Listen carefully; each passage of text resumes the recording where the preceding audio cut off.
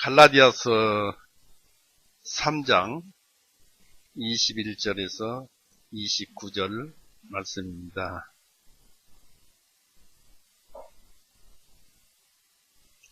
갈라디아서 3장 21절 29절까지 말씀입니다. 같이 뜻을 생각해 보시면서 읽어 보시겠습니다. 읽습니다. 그렇다면 율법이 하나님의 약속들을 거스리느냐? 하나님께서는 금하시느니라. 만일 생명을 줄 수 있는 율법이 주어졌더라면 진실로 의가 율법으로부터 나왔으리라. 그러나 성경 기록이 모든 것을 죄 아래 가두었다고 단정하였으니 이것은 예수 그리스도 믿음에 의한 약속이 믿는 이들에게 주어지게 하려 하심이라. 그러나 믿음이 오기 전에는 우리가 율법 아래 매였으며 나중에 믿음이 계시될 때까지 갇혀 있었느니라. 이러므로 율법은 우리를 그리스도께로 인도하는 훈육선생이 되었으니 이것은 우리로 하여금 믿음으로 의롭게 하기 위함이니라. 그러나 믿음이 온 이후로는 우리는 더 이상 훈육선생 아래 있지 아니하나니 이는 너희가 그리스도 예수님을 믿음으로 다 하나님의 자녀가 되었기 때문이요. 이는 너희 많은 이들 곧 그리스도 안으로 침례를 받은 자는 다 그리스도로 옷 입었기 때문이니 거기에는 유대인이나 그리스인도 없고 종이나 자유인도 없으며 남자도 여자도 없으니 너희가 다 그리스도 예수님 안에서 하나이니라. 만일 너희가 그리스도께 속한 자이면 너희는 곧 아브라함의 씨이며 약속에 따른 상속자들이니라. 같이 기도하시겠습니다. 살아계신 하나님 아버지, 오늘 또 하나님의 은혜 아래서 우리가 한자리에 모였습니다. 이 시간도 주님은 그 크신 은혜 베풀어 주신 그 까닭과 또 그 방법과 그 내역을 우리가 살펴봅니다. 주님께서 이 크신 일을 하시고 또한 우리에게 그 믿음을 주셔서 우리가 믿고 주님을 찬송합니다. 참으로 감사합니다. 주님, 우리는 아직 세상에 살고 있습니다. 세상에 살고 있고 육신을 입고 있기에 세상에 그 정에 이끌려서 많이 우리가 거기에 매여서 살고 있습니다. 바라옵기는 우리 교회 형제 자매님들 가정에 우환이 있습니다. 주님께서 살펴보시고 또 도와주시고 또 낫게 하셔서 온전한 그 마음 상태로 그리스도 예수님을 받아들이는 그런 사람이 되게 하여 주시옵고 주님의 자녀로 받아주시는 그 은혜를 베풀어 주시옵소서. 또 우리가 구하옵기는 우리 믿는 또 우리 교회 형제 자매님들 모든 그 가족과 또 우리 지역교회 목사님들과 형제자매들과 그 가족들 또 온 세상에서 주님을 믿고 주님께 찬송을 드리는 우리 그 믿는 가족들 그들에게 요즘 돌아다니는 코로나뿐만 아니라 온갖 괴로움과 고통에서 주님께서 도와주시옵고 인도하셔서 주님께 영광을 돌리며 찬송하는 성도들이 되도록 인도하여 주시옵소서. 오늘 또 주님의 말씀을 읽었습니다. 이 말씀 안에서 부족한 점은 채워주시옵고 또 과한 것은 빼내어 주시옵소서. 주님께서만 말씀하시옵고 주님께서만 이야기하시옵소서. 우리를 죄에서 영원히 구원해 놓으시고 지금은 하늘 보좌 우편에서 계시며 성령님으로 오셔서 우리에게 성경 말씀을 깨닫게 하시고 또 우리 가슴에 채워주실 것을 생각하오니 감사합니다. 이 시간 한 시간도 주님께서 인도하여 주시옵소서.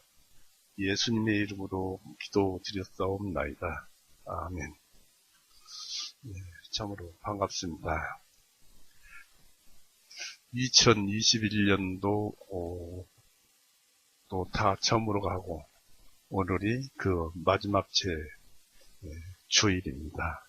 어저께는 성탄절이 아닌 성탄절로 세상이 옛날 같지는 않지만 떠들썩하게 진행 줄 압니다.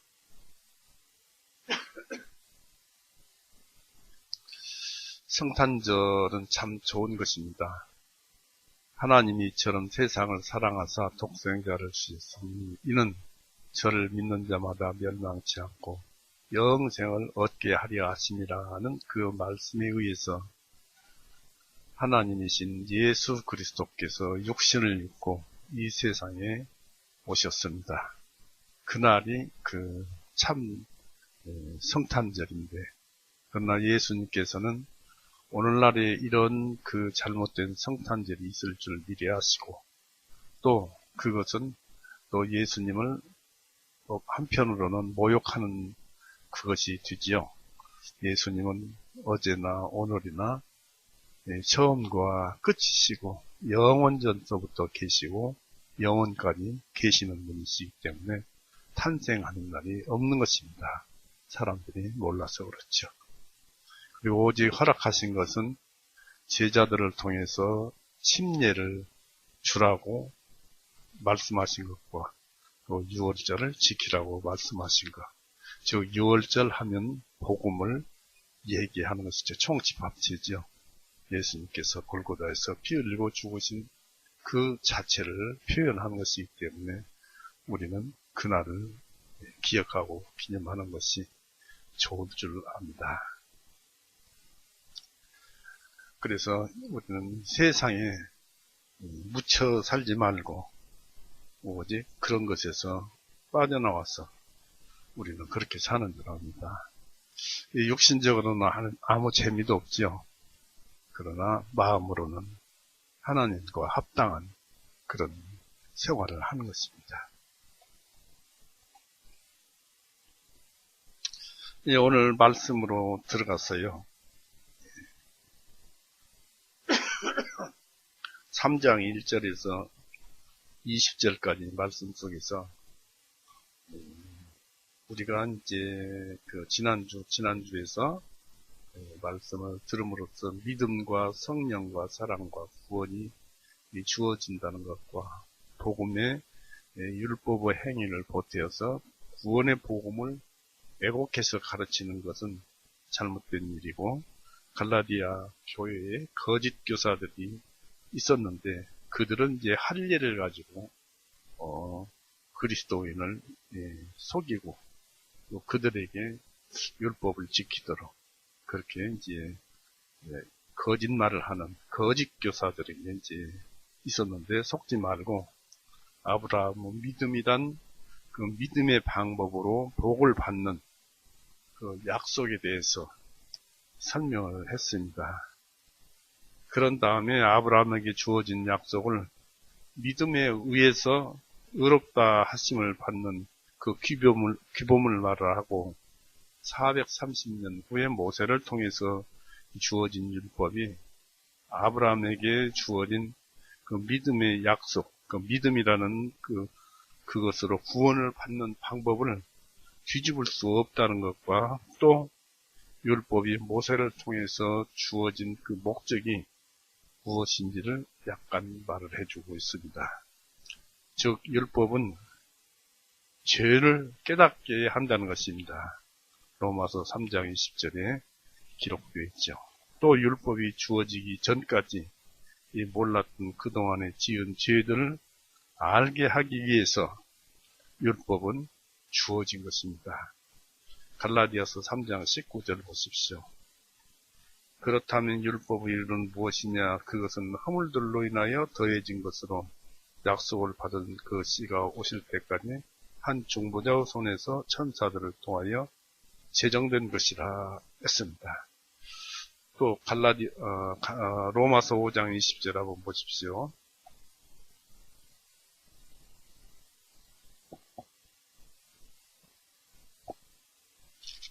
(5장 20절에) 더욱이 율법이 들어온 것은 범죄가 넘치게 하려 합니다.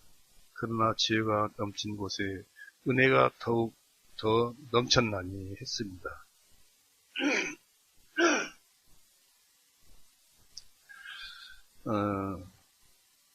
이렇게 아브라함이나 모세 또 이런 사람에게 율법을 주었지만은 그 하나님께서 사람을 지으시고 선하게 살도록 하셨고, 또 사람들이 예전에는 그 마음이 깨끗했어요. 우리 어렸을 때만 해도 사람들의 양심이 참 깨끗했어요.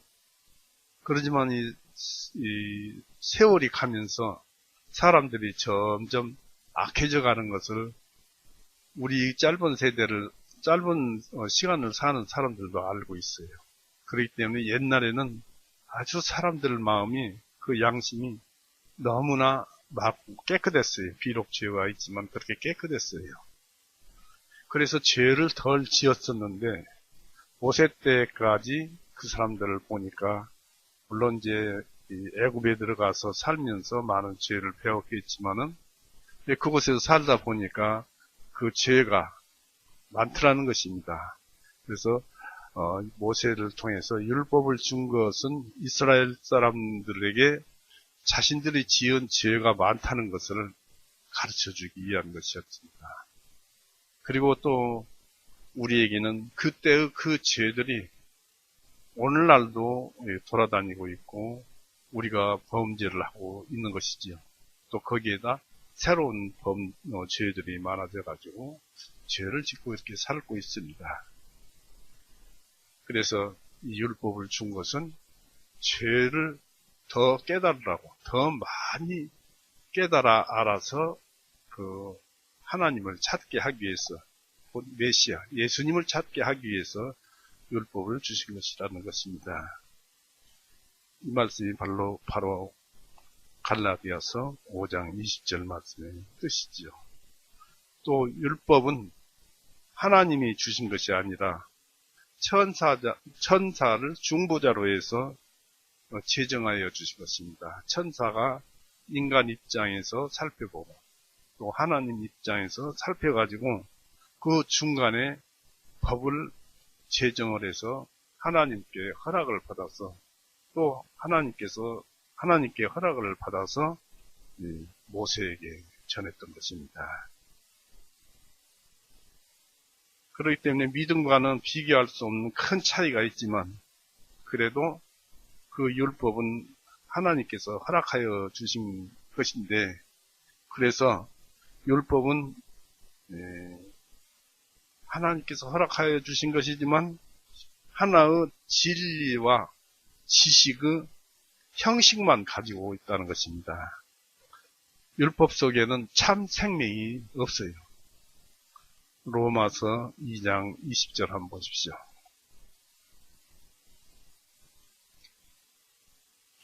왜 율법 말씀을 드리냐면, 우리 이방인들의 양심은 율법이에요.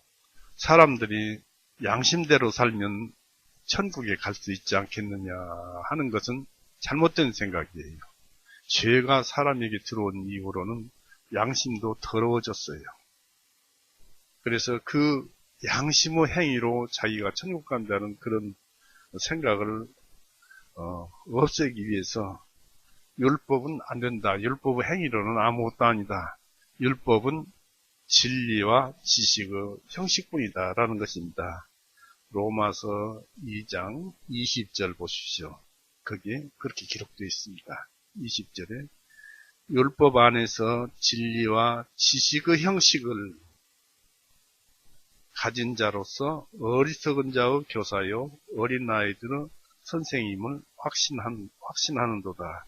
진리와 지식의 형식이라는 얘기입니다. 그러니까 율법은 즉 양심은 진리와 지식의 하나의 형식은 가지고 있지만은 생명도 아니고 실체, 본체도 우리를 구원시키는 그런 것들은 아니라는 것입니다. 그래서 이 율법은 우리의 구원을 또는 복음을 이해하게 하는 그 돕는 보조 역할을 하기 때문에 율법의 행위가 약속에 의한 믿음을 폐할 수 없다는 것을 우리는 배웠습니다.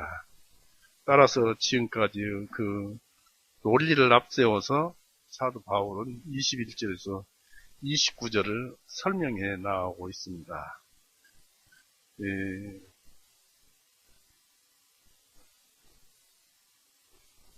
우리는 여기서 이런 것을 알 수 있는데요. 이 생명을 줄 수 있는 율법이 주어졌더라면 참으로 의가 율법으로부터 나왔을 것이기 때문이라는 것입니다. 이렇게 되면은 약속은 폐지된 것이 되고 더 이상, 즉 믿음은 폐지된 것이 되고 더 이상 소용없는 것이 되고 말게 될 것입니다. 그러나 이 세상의 삶 속에서는 우리는 율법으로 의로울 수는 전혀 없습니다. 하나님 앞에 의로울 수는 없다는 것입니다. 왜냐하면 성경이 모든 것을 죄 아래 가두었기 때문이라고 22절서부터 그렇게 기록이 되어 있죠. 22절에 그러나 성경 기록이 모든 것을 죄 아래에 가두었다고 단정하였으니 이것은 예수 그리스도 믿음에 의한 약속이 믿는 이들에게 주어지게 하려 하심이라 그랬습니다. 그래서 우리는 여기서 보다시피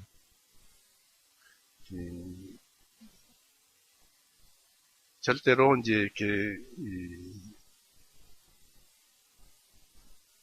율법 속에는 생명이 없다는 것, 그런 것을 알아야 될 것입니다.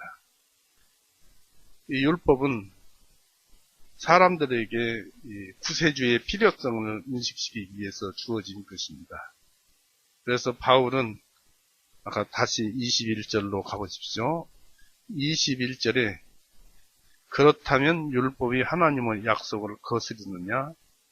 하나님께서는 금하시느니라는 말씀이 있죠. 만일 생명을 줄 수 있는 율법이 주어졌더라면 진실로 의가 율법에서 나왔으리라고 했습니다.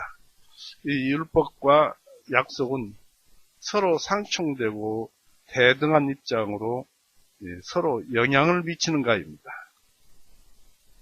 또는 사도 바울의 얘기는 너희가 아브라함에게 주어진 계약과 모세의 계약이 서로 모순된다고 보는가라는 반문입니다. 그 다음에 바울은 하나님께서는 그것을 금하느니라 라고 말씀을 하죠. 하나님은 결코 그런 생각을 품지도 않으셨고 하나님께서 하신 말씀 가운데 그런 내용을 찾아볼 수 없다고 말을 합니다. 즉 서로 모순이 되느냐? 아니다라는 것입니다. 믿음으로 구원을 받지만 또 율법으로는 생명이 없지만 서로 별 상관이 없는 것 같지만 상관이 있다는 것입니다. 이 율법은 약속에 결코 불일치되는 것이 아니고 약속에 종속된 것입니다. 율법의 참 의도는 인간들의 범죄를 드러내고 그들로 하여금 율법의 의보다 더 나은 그리스도에 대한 필요성을 느끼게 하기 위한 것이 바로 율법입니다. 이 고린도후서 5장 한번 보십시오. 복음은 이와 같이 위대합니다. 또 믿음은 이와 같이 위대합니다. 고린도후서 5장 21절 이는 하나님께서 죄를 알지도 못하신 그분을 우리를 위하여 죄로 삼으신 것은 우리로 하여금 그분 안에서 하나님의 의가 되게 하셨기 때문이라. 때문에 이 말씀을 믿으면 천국 가는 거예요. 그렇기 때문에 이 믿음의 법칙이 놀랄 만큼 위대하다. 그러나 율법은 해라 하지 말라는 명령밖에 없으니까 구원과는 상관이 없는 듯 그렇게 보이지만 그것은 아니라는 것입니다. 왜냐하면 그것에 종속되어서 죄를 깨달고 메시아를 찾게 해서 고린도후서 5장 21절 같은 말씀을 믿게 하기 위해서 주어진 것입니다. 의가 율법으로 말미암았다는 그 결론은 하나님의 교훈이 아니라 갈라디아 교회의 거짓 형제들이 만들어낸 교훈이었죠. 갈라디아서 2장 3절 4절 한번 보십시오. 거기 그렇게 기록되어 있죠.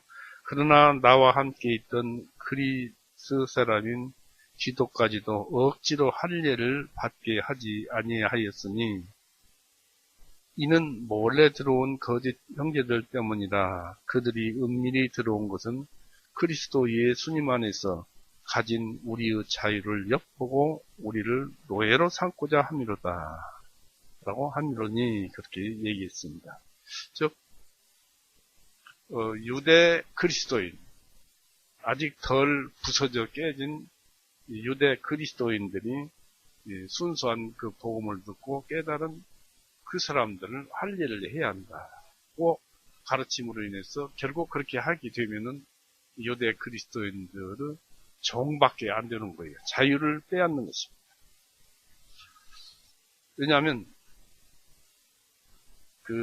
다시 본문으로 돌아와서 생명을 줄 수 있는 율법이 주어졌다면 율법 알죠? 십계명이 바로 율법의 그 강령입니다.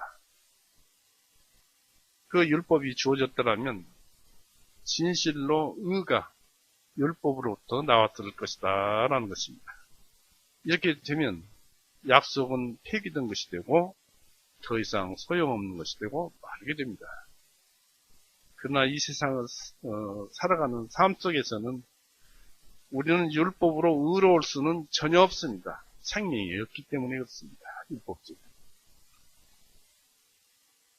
그리고 또 성경에서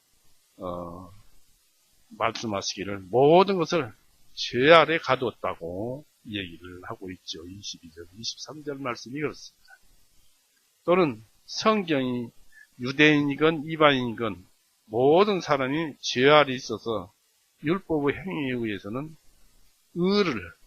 의인이라는 의로 인정받는 의를 성취하거나 의롭다함을 얻을 수 없다고 선언하였기 때문입니다. 성경이. 그래서 율법은 죄인들의 상처를 드러내줍니다. 그것이 율법의 할 일입니다.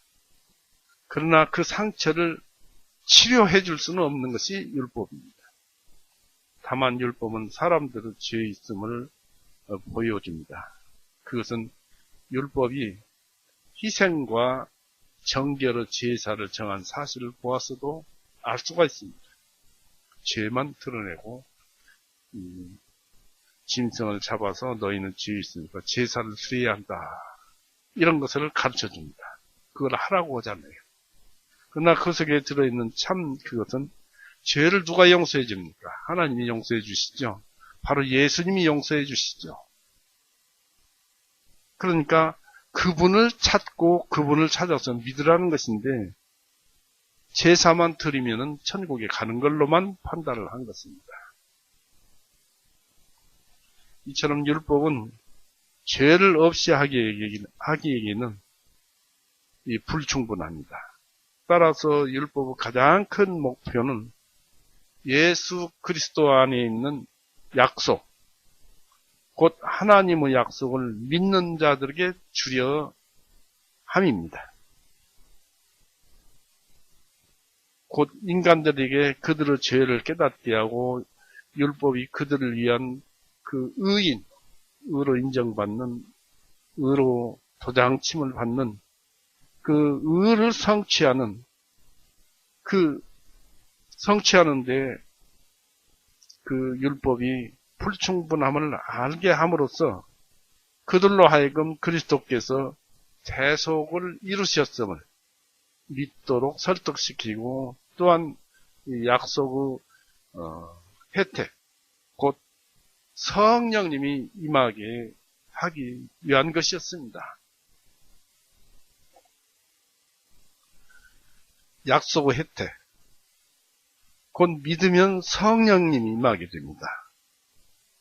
성령님이 임하게 되면은 비로소 자기가 죄사함 받음을 알고 하나님의 사랑을 알고 또한 세상을, 이 세상이 온전한 세상이 아니구나, 참으로 세상이구나, 또 죄악 세상이구나, 이 세상 물질적인 사물이 죄 있는 것이 아니고 죄가 그 속에 다 이렇게 섞여져 있어서 우리가 사는 삶이 죄와 같이 살더라. 그러니까 내 육신은 죄덩어리다 하지만은 육신 자체가 무슨 생명이 있습니까? 육신 자체가 무슨 죄가 있습니까? 육신을 사용하는 내 마음이 죄가 있어서 그 육신과 똑같은 육신을 가지고 생각하고 일하는 그 마음, 그 육신의 마음이 죄와 함께 한다는 것입니다. 그래서 선물이 이와 같다고 그러지요. 누가복음 한번 찾아보십시오. 성령님이 바로 하나님의 혜택이요, 하나님의 선물입니다. 누가복음 11장.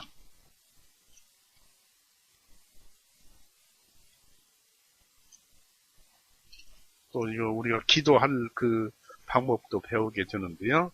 누가복음 11장 8절에서 쭉 읽어볼 테니까 이 말씀을 읽고 같이 들으면서 읽어보면서 이 말씀을 마음속에 담아두십시오.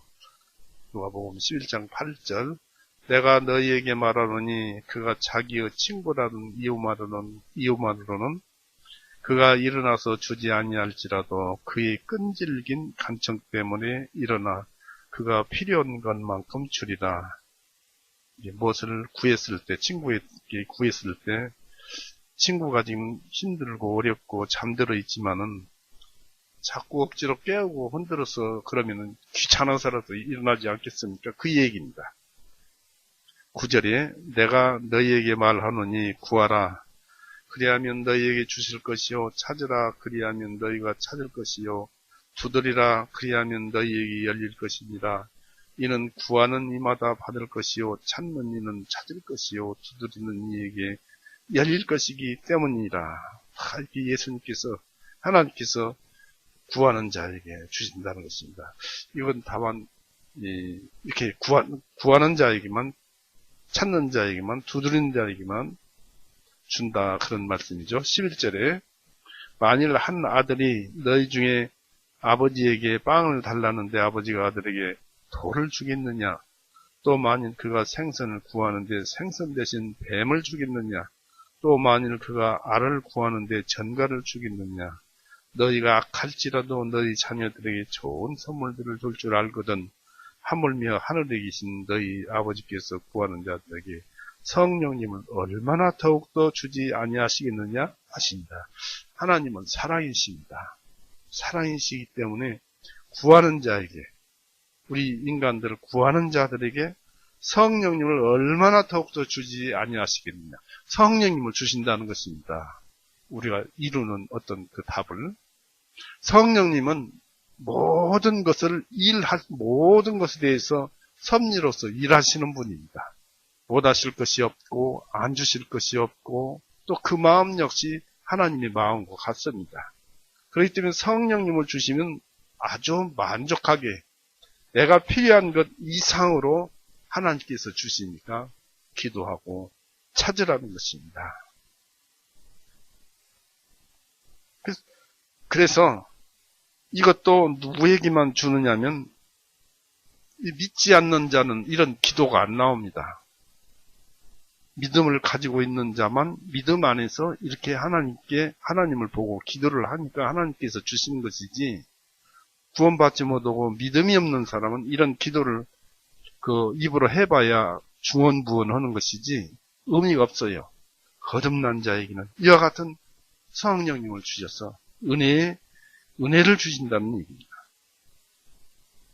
이것이 우리의 기도로 인해서 얻어드리는 것입니다. 그래서 우리도 이런 말씀을 하죠. 빌립보서에 나오죠. 아무것도 우리가 걱정 것이 많을 때 아무것도 염려하지 말라.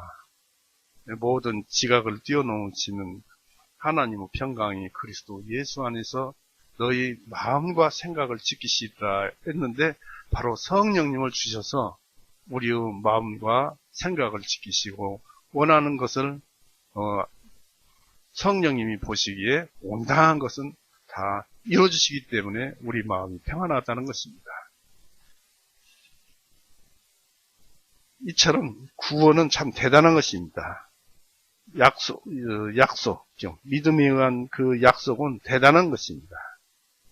그런데 율법은 이제 그 구원을 이룰 수가 없어요. 구원을 생명을 갖다 줄 수가 없어요. 우리를 그리스도께로 인도하는 다만 그 그리스도께로 인도하는 훈육 선생의 임무만 수행하기 위해서 주어진 것입니다. 즉 우리가 죄 지은 사람은 이것도 해야 하고 저것도 해야 하고 또 하지 말아야 할 것이 있고 그 목적이 어디에 가야 다 있느냐면 하나님께 다 있어요. 곧 예수님께 다 있어요. 때문에 예수님을 구해야 한다는 것, 곧 복음을 구해야 한다는, 믿어야 한다는 것, 결국 예수님에게로 인도하는데 율법은 목적이 있다. 우리의 양심도 거기에 목적이 있는 것입니다. 그래서 23절에 바울은 믿음이 오길 전에는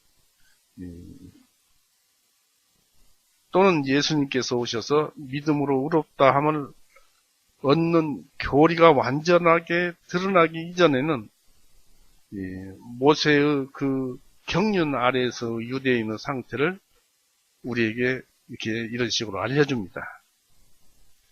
그때 유대인들은 율법 아래에 매인 바 되었고 엄격한 책임과 형벌 아래서 율법의 여러 계명들을 범수하지 않으면 안 되었던 것입니다. 이처럼 율법은 냉혹해요. 진리와 지식의 형식만 가지고 있기 때문에 냉혹해요. 공의만 행하는 것입니다.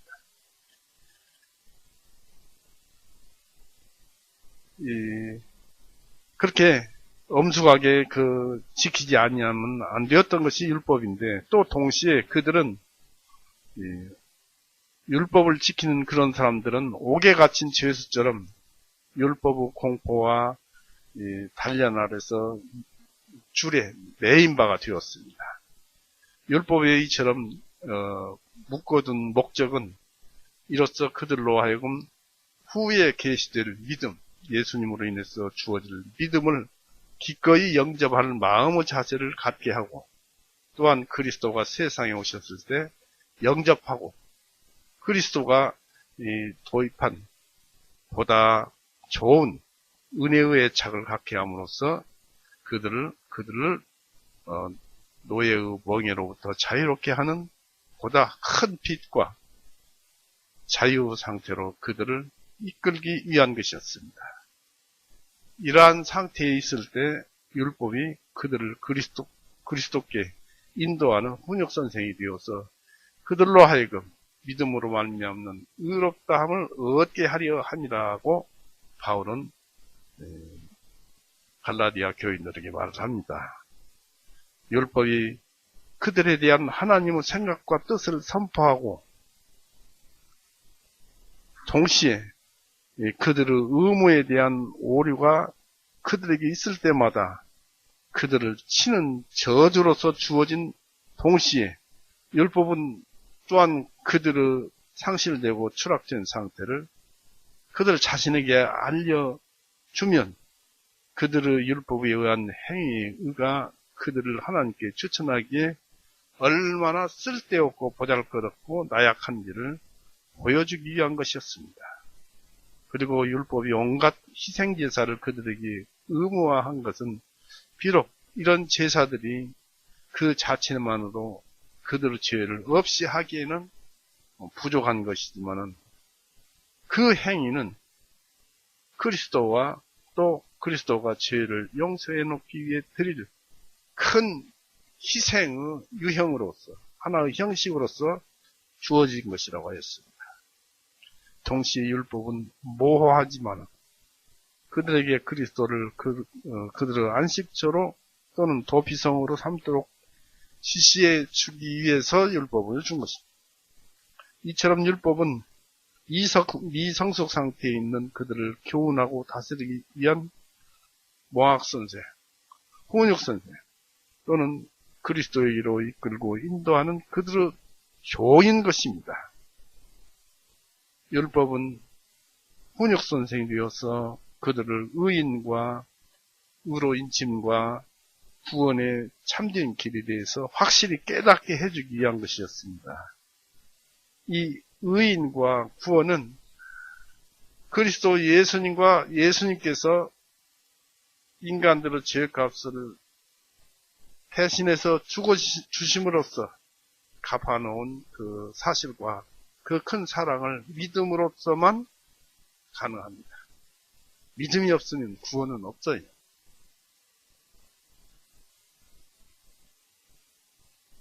이에 대해서 그리스도는 가장 완벽하고 명백한 그 의인과 구원의 길을 제시해 주기 위해서 이 땅 위에 오신 것입니다. 참으로 천하인간의 구원이란 이름을 우리에게 주신 일이 없으니 우리는 그분을 반드시 믿어야만 하리니라고 사도행전 4장 12절에 기록되어 있죠.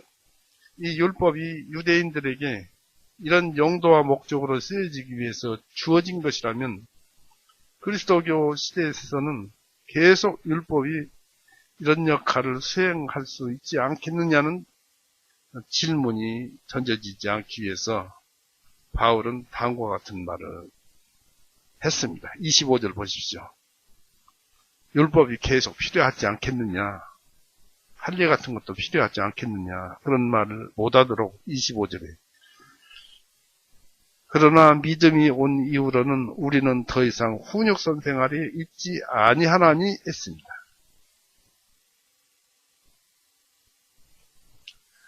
즉 믿는 자들에게 믿음이 온 후, 믿음을 선물로 받은 후 그리스도 안에서 복음의 선포가 시작되고 그분에 대한 믿음을 통한 용서와 생명의 길이 가장 밝은 빛 안에서 나타났으니까 우리가 훈육선 생활에 있지 아니한다라고 말을 합니다. 즉 구원받은 자는 우리를 그리스도께 인도해주는 율법을 필요로 하지 않는다고 말을 합니다. 구원받은 사람은 율법이 그 구원의 율법이 소용이 없어요. 필요하지 않다고 말을 합니다. 요한일서 2장 한번 보십시오.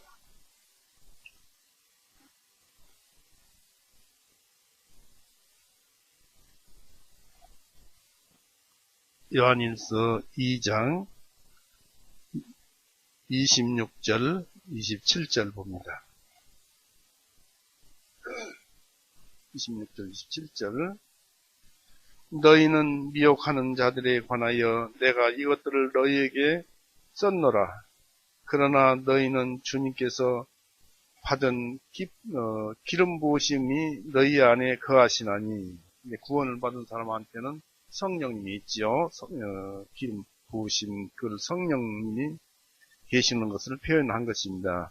그러나 너희는 주님께서 받은 기름 부으심이 너희 안에 거하시나니 아무도 너희를 가르칠 필요가 없고 오직 기름 부으심이 너희에게 모든 것들을 가르치시며 또 그 기름 부으심이 진리요 거짓이 아니니 그 기름 부으심이 너희를 가르쳐준 그대로 너희가 그 안에서 거하라. 그러니까 하나님께서 우리 예수님께서 죄를 용서해 주신 그 대속의 그 사역을 믿음으로 인해서 성령님이 우리 안에 들어오면은 이제 이 율법이 필요가 없다는 것입니다. 그래서 여기서 누가 그런 것에 대해서 가르칠 필요가 없다. 오직 기름 기름 부으심이 너희에게 모든 것들을 가르치시다. 거듭난 이후로는 성령님이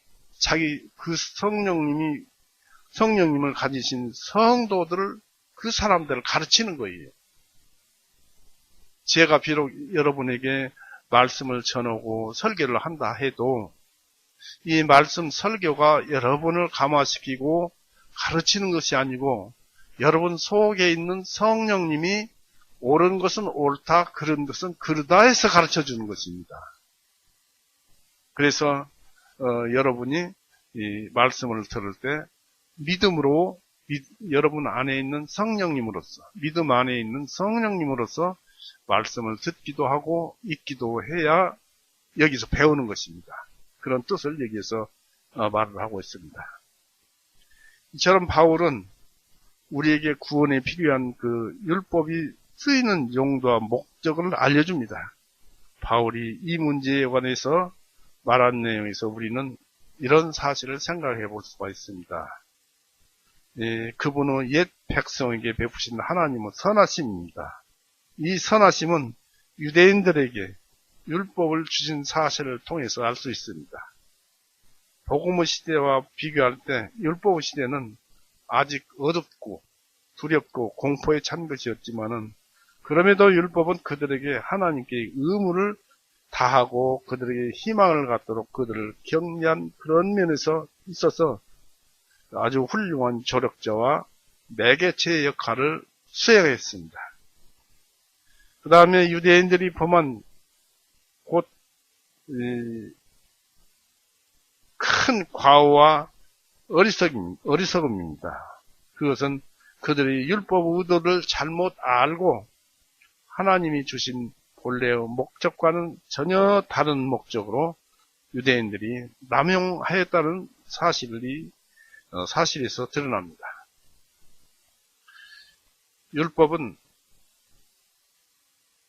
그들에게 의롭다함을 주기 위해서 계획된 것이 아니었어요. 다만 그들이 죄를 깨닫게 해서 구세주의 필요성을 느끼게 해주는 수단으로서 이 율법은 계획되고 주어진 것이었습니다. 또한 그들을 예수님께로 인도해서 예수님을 믿게 함으로써, 메시아를 믿게 함으로써 의인의 특권을 획득하게 하고자 하는데 그 목적이 있었습니다. 그러나 그들은 율법을 행위에 의해서, 양심의 행위에 의해서, 율법의 행위에 의해서 의롭다함을 얻기를 바랐던 것입니다. 즉 본체에 있는 예수님을 믿어야 생명을 얻는 것인데, 율법을 하나님이 이렇게 하라 저렇게 하라 하니까 행했지 않느냐, 그 행했으니까 천국에를 갈 수 있다 하는 그런 생각을 가지는 거예요. 그것이 곧 자기가 하나님이 되어버린 상태에서 그런 생각을 가지는 것입니다. 그것이 아까도 말씀을 드렸지만 자기 의로서 하나님의 의를 힘써 무시하는 결과가 됩니다. 곧 율법의 행위에 의해서 의롭다함을 얻기 위해서 그런 것이죠. 그러니까 이 세상에서도 유대인 율법을 하던 그런 사람이 아니더라도 이 동양에서도 부처를 믿으면 천국 간다, 극락을 간다. 또 뭐 이렇게 공자 맹자를 신봉하면 뭐 이렇게 좋은 곳으로 간다. 그러니까 그들은 믿는, 자기 생각으로 믿는 그 자체의 공덕으로 극락을 가는 줄 알아요. 그 생명이 아니지 않습니까? 그건 또 사람이 만들어낸 것 아닙니까? 그것이 자기 의예요. 로마서 9장 한번 보십시오.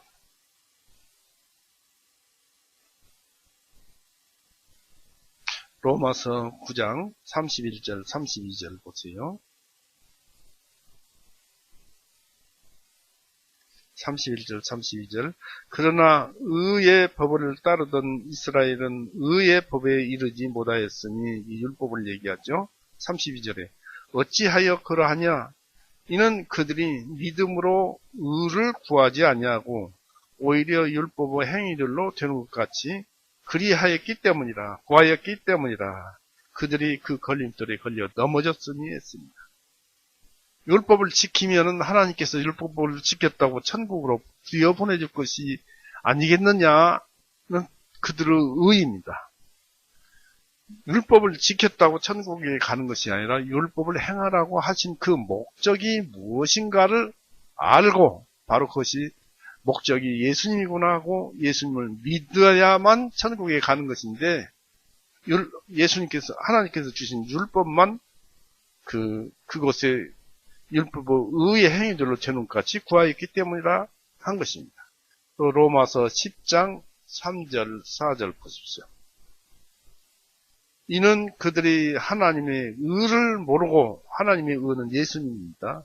예수님을 모르고 자기들의 의를 세우려고, 율법 지켰다고, 자기 율법 지킨 행위를 내세우려고, 자기들의 의를 세우려고 그들 스스로 하나님의 의에 복종하지 아니하였기 때문이라. 아브라함을 통해서 보여줬잖아요. 하늘을 봐라, 내 씨가 이와 같으리라 하니까 아브라함이 믿었잖아요. 그 믿음이란 방법을 통해서 하나님은 아브라함을 의인이라고 한 것입니다. 그리스도께서 모든 믿는 사람들에게 의가 되시기 위하여 율법의 끝마침이 되시니라 하였습니다. 이제 우리가 여기서 알다시피 율법보다 뛰어난 복음의 유익성입니다. 복음 아래서 우리는 구약의 유대인들이 누렸던 것과는 비교 불가인 하나님의 은혜와 자비와 특혜를 즐길 뿐만 아니라 옛 유대인들이 매인받았던 율법의 구속과 속박이죠. 속박과 공포와 상태에서 해방되어 자유를 누리게 되었습니다. 이제 우리는 미성숙한 어린아이로서 취급되는 것이 아니라 유대인에 비해서 완전히 성장한 아들로서 대우를 받게 되었고 옛 유대인들보다 더 큰 자유를 허용받았으며 더 큰 특권을 보장받게 되었습니다.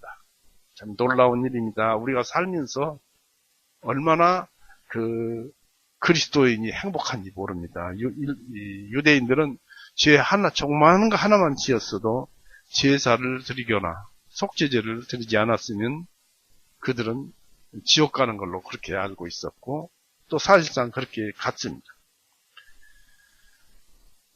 우리는 이렇게 보장을 받았습니다. 큰 행복을 보장받았어요.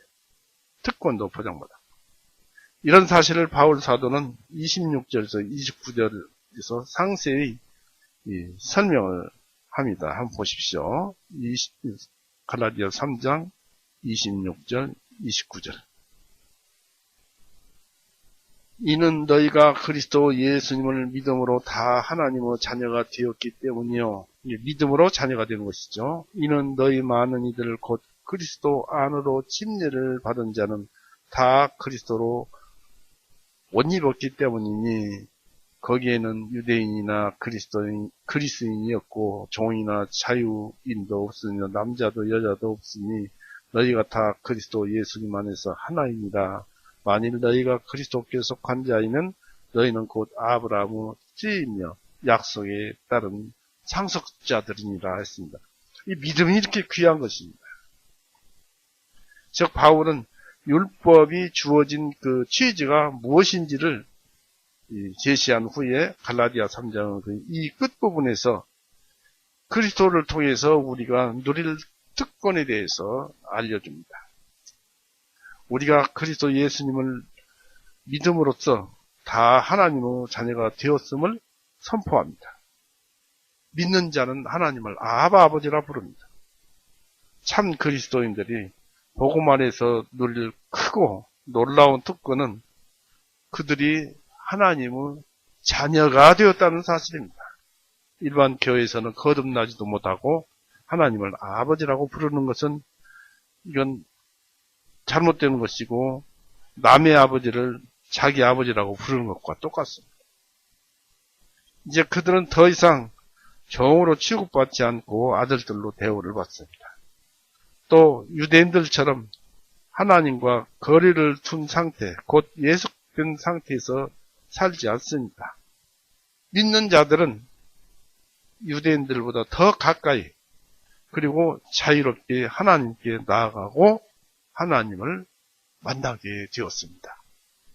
우리 마음이 이 하나님께 가면은 하나님은 바로 그 자리에서 만나주십니다.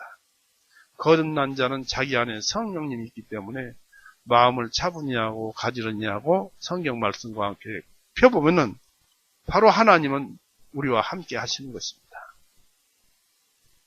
사람들이 그것을 잘 이해를 못하는데 바로 우리는 하나님 안에서 하나님을 만나고 동시에 이 자리에 하나님께서 함께하고 계십니다. 그래서 그들은 하나님의 자녀들 가운데 또 그 자녀들로 그 인정되고 모든 권리가 허용되는 특권을 누리게 됩니다. 또 그리스도인들이, 성도들이 이 특권을 얻게 되는 것은 오직 예수 그리스도를 믿음으로서입니다. 그리스도를 구세주로 받아들이고 그분만이 의인과 즉 의로움으로 옷을 입혀주고 또 죄로부터 구원을 주시는 분으로 의지함으로써 그들은 하나님과의 복된 관계를 맺게 되었고 또 그분으로부터 주어지는 특권을 누릴 자격을 획득하게 되었습니다. 왜냐하면 요한복음 1장 12절에 이런 말씀이 기록되어 있어요. 그 말씀을 영접하는 자, 곧 그 이름을 믿는 자들에게는 하나님의 자녀가 되는 권세를 주셨다라고 합니다. 요한복음 1장 한번 보십시오. 요한복음 1장 12절. 늘 보지만은 이런 말씀이 마음속에 와서 박혀야 합니다. 12절에 그러나 주님을 영접하는 자, 곧 그분의 이름을 믿는 자들에게는 주님께서 하나님의 아들들이 되는 권능을 주셨으니 했습니다. 무엇을 믿어요? 예수님께서 우리 죄를 용서하신 대속을 다 해놓으신 그 사실, 골고다에서 피 흘리고 죽으셔서 우리 죄 대신 죽으신 그 사실을 믿고, 아, 내 죄가 다 용서되었구나. 내가 죽어야 할 것인데 예수님이 죽었구나. 이거 한 가지 믿으면 하나님의 자녀가 되는 것입니다. 왜냐하면 믿음으로 예수님과 하나가 되기 때문에 그렇습니다.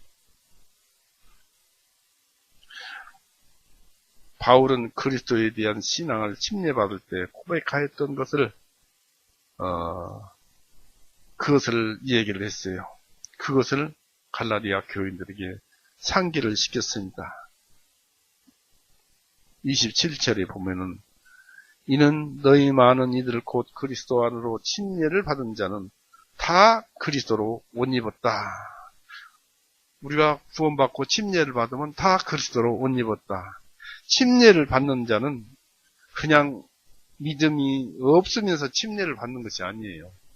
구원을 받아야만 침례를 받는 것이고, 침례를 받을 때도 처음에는 그냥 많은 사람들 앞에서 받으니까 그 의미를 잘 모르지만은 바로 침례라는 것이 굉장히 중요한 거예요. 베드로전서 3장 21절 보십시오. 3장 21절. 베드로전서 3장 21절.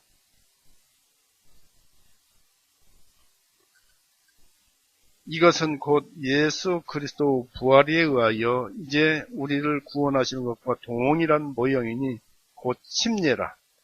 육체의 더러움을 제거함이 아니요 오직 선한 양심이 하나님을 향하여 응답하는 것이니라 했습니다. 선한 양심이 하나님을 향하여 응답하는 것이라. 이 선한 양심은 어디서 나옵니까? 디모데전서 한번 보십시오.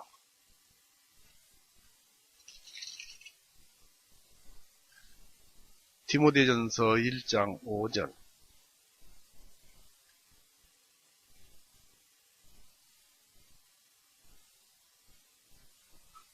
이제 명령의 목적은 순수한 마음과 선한 양심과 가식 없는 믿음에서 나온 사랑이라 했습니다.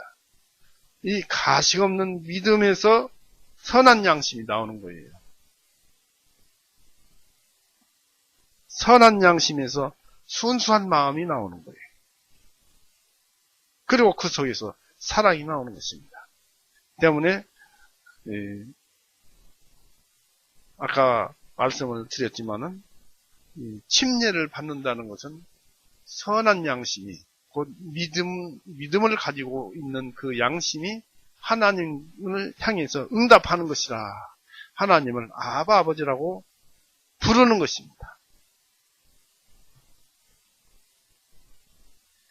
그래서 누구든지 그리스도 안으로 침례를 받은 자는 다 그리스도로 옷 입었다라고 말을 하지요.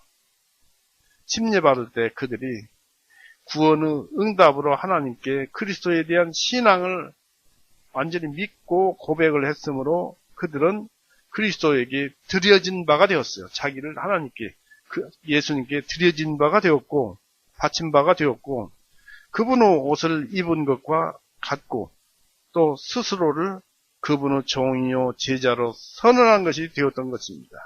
그리고 그리스도에게 속한 일원이 된 후 그들은 그리스도를 통해서 하나님의 자녀로 인정되었고 그렇게 여김을 받게 된 것입니다. 우리는 이런 사실을 침례를 받음으로써 잘 알고 있을 것입니다. 이 할례가 유대인들에게는 의대교로 들어가는 그 예표가 되었어요. 하나의 그 예식처럼 할례를 하면은 유대인들로서 유대인이 되는 유대교로 들어가는 예표가 되었듯이 침례는 그리스도교로 우리를 받아들이는 엄숙한 의식이라는 사실입니다. 우리 예수님께서는 사도들에게 침례를 위임하셨어요. 마태복음 28장 19절에 나오죠. 하나님과 말씀과 성령님으로 너희는 침례를 주라 했습니다만 이 하나님과 말씀과 성령님은 바로 예수님입니다. 예수 그리스도로 예수 그리스도 이름으로 침례를 주라고 그랬습니다. 그리고 침례를 그리스도교에 들어오는 예식으로 정했습니다. 따라서 그들은 그리스도교 신앙으로 훈련된 사람들에게 사도들이 침례를 베푸는 것은 관례가 되었습니다. 바울은 본문에서 그들의 침례를 의식적으로 강조하고 또 그들이 침례받을 때 그리스도에 대한 신앙을 고백함으로써 하나님의 자녀가 되는 것을 강조한 것처럼 우리는 봅니다. 이것은 가만히 들어온 거짓 교사들이 할례의 유익성을 강조하지는 않을까 하는 그 우려를 제거하기 위한 것이었습니다. 거짓 교사들은 이런 식으로 얘기하고자 했을 것입니다. 즉 시내산에서 주어진 율법은 약속된 자손인 그리스도 오심으로 폐기될 수밖에 없다고 치자 이것입니다. 그러나 어째서 모세에 의해 율법이 주어지기 훨씬 이전에 아브라함에게 약속과 함께 주어진 할례는 어떤 이유로 폐기시키려는가라고 복음을 가진 자들에게 질문하는 것이죠. 그러나 바울 사도는 그리스도로 침례를 받은 자는 다 그리스도로 옷 입었다는 답변으로서 이 곤란한 문제를 가볍게 처리해버립니다. 구원받은 자는 당연히 이 그리스도교의 입교가 된 것 아니겠습니까? 침례를 받은 자는. 즉 복음 안에서는 침례가 할례를 대신하게 되었기 때문입니다. 그리고 침례에 의해서 그리스도에게 드려지고 또 신실히 그리스도를 믿는 사람들은 유대인들이 침례에 의해서 율법에 베푸는 특례가 허락되었듯이 이 그리스도인들도 그리스도교의 온갖 특권 속에 참여할 수 있게 되는 것입니다. 바로 하나님 안에 예수님 안에 여러분의 심령이 그 속에 들어있어요.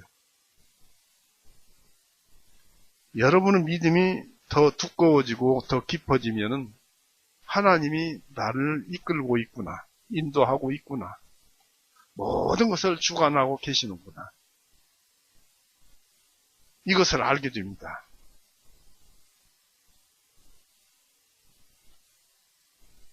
그래서 이제 갈라디아 교인들은 할례를 계속 사용해야 할 이유는 없어진 것입니다.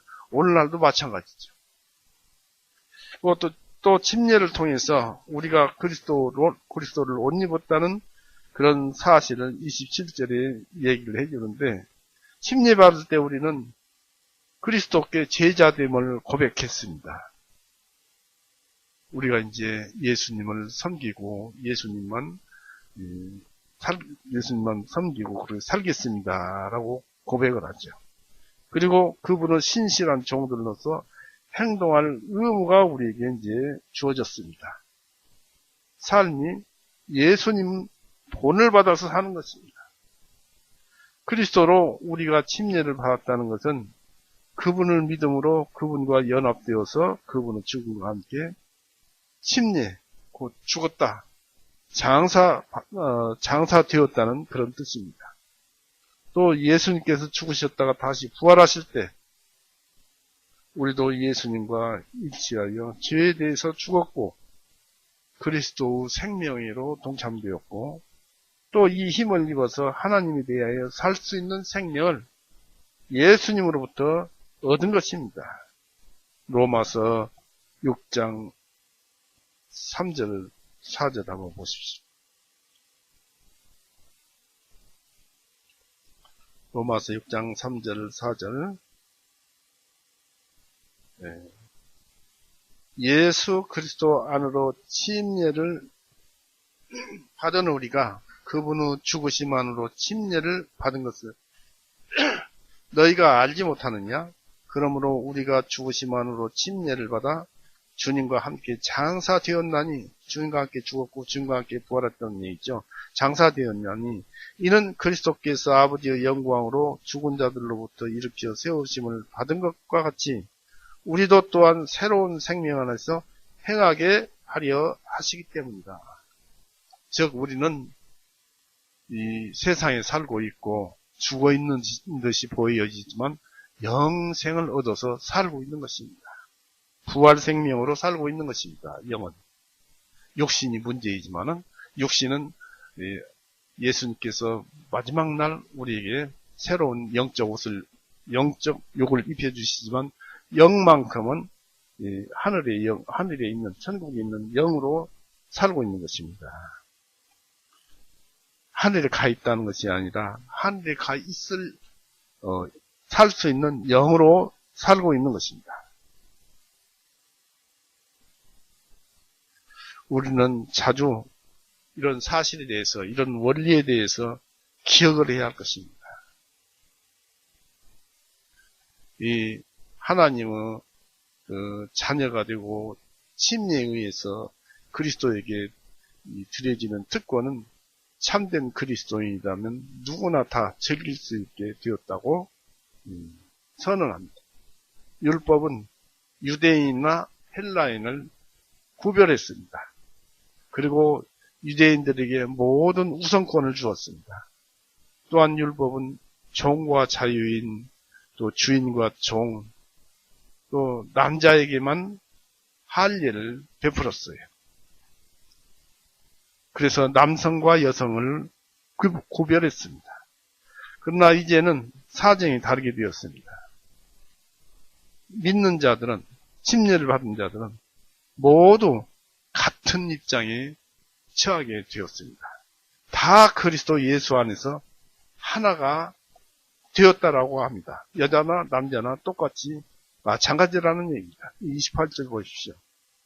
거기는 유대인이나 그리스도인도 없고 종이나 자유자도 없으며 남자도 여자도 없으니 너희가 다 그리스도 예수님 안에서 하나이니라. 다 대동소이하다, 그런 얘기입니다. 한쪽이 민족적 또는 개인적 편견 때문에 받지 못하는 것을 다른 편에서 누린다든가, 반대로 그러한 민족적 개인의 특권이 없다고 해서 다른 민족이 배척된다는 법도 없게 되었습니다. 다만 누구든지 그리스도를 신실하게 믿는 사람들은 민족, 성별, 빈부 그런 차이를 막론하고 예수님께 용납되고 하나님의 자녀가 되게 된 것입니다. 우리가 그리스도에 속한 자이면 아브라함의 씨예요. 약속에 따른 상속자들이라고 바울은 29절에 선언합니다. 만일 너희가 그리스도께 속한 자이면 너희는 곧 아브라함의 씨이며 약속에 따른 상속자들입니다. 했습니다. 상속자라는 것은 무슨 뜻이냐면 복을 받는 것인데 그 복이 바로 하나님이세요. 하나님이 우리 복이에요. 이 갈라디아 유대적인 교사들이 그리스도인도 할 일을 받아야만 하고 또 모세의 율법을 지켜야 하고 그렇지 않으면 그들이 구원을 받을 수 없다는 것을 갈라디아 교인들에게 믿게 하려고 했습니다. 이에 대해서 바울 사도는 아니다. 할 일은 필요가 없는 것이다.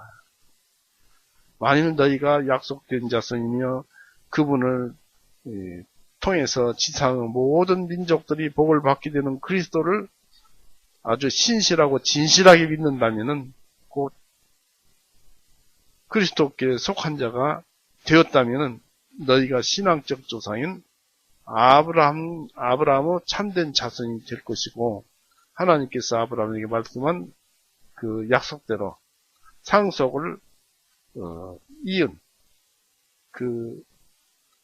그런 자가 될 것이고 결과적으로 하나님은 큰 축복과 특권을 받을 자격을 획득하게 된 것이라고 말을 합니다. 전반적으로 깊이 생각해 볼 때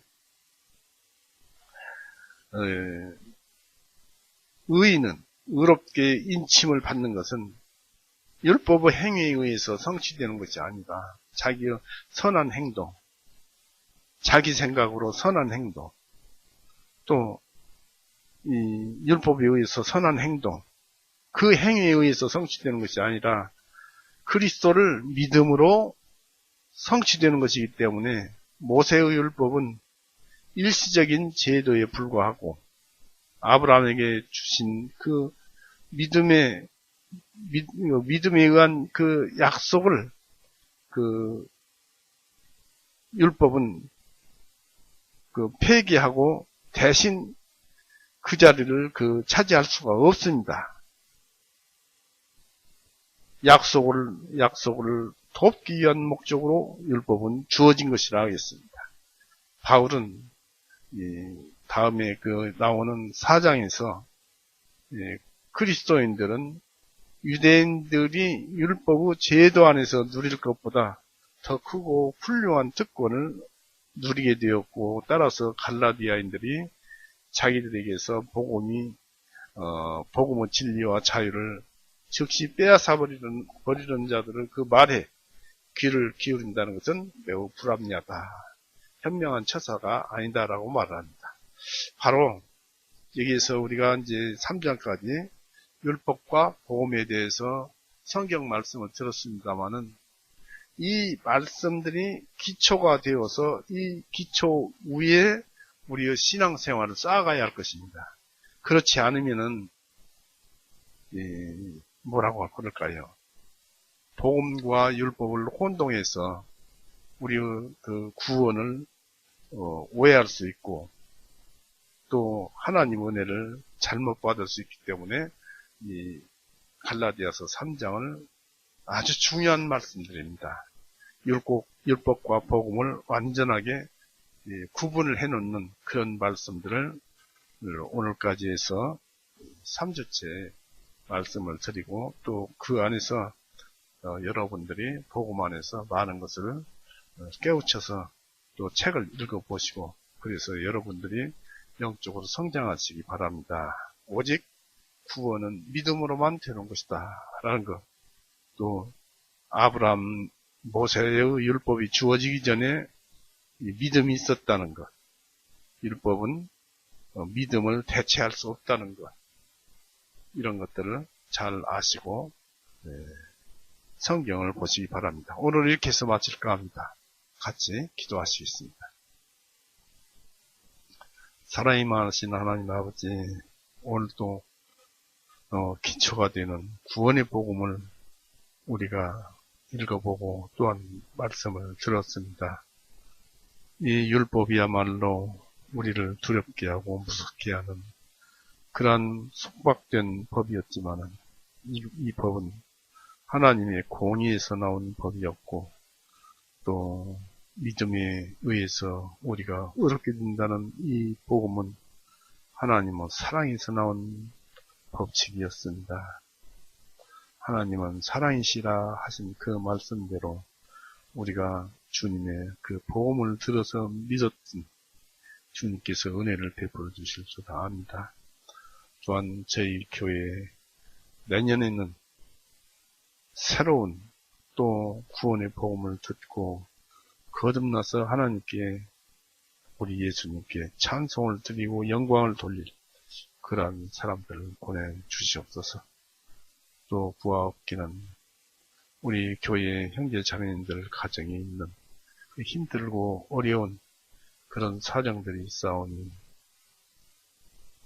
주님께서는 너무나 잘 살펴서 그 사정을 잘 알 줄 압니다.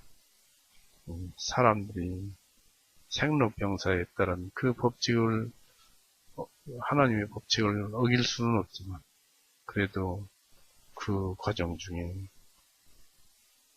건강하게 사는 것이 우리의 소망이요 바람입니다. 그렇게 주님께서 사랑하여 주시옵소서. 그리고 우리 교회 형제자매님들 이 세상 삶에 있어서 남들과 다투지 아니하고 또 싸우지 아니하고 모든 것을 주님의 말씀을 마음에 두고 먼저 말씀을 마음에 두고 생각을 해서 행동하는 그래서 그런 것 저런 것들을 다 주님의 말씀에만 맡겨두는 그런 삶을 살아서 주님의 이름에 영광을 돌리는 그런 삶을 살게 해주시옵고 또 하는 일들이 다 주님의 뜻대로 이루어져서 마음에 평안을 누릴 수 있도록 새해에는 그렇게 주님께서 인도하여 주시옵소서. 항상 감사드리며 우리의 영원한 생명이신 우리 구세주 예수 그리스도 이름으로 아버지께 기도 올려옵나이다. 아멘. 마칩니다.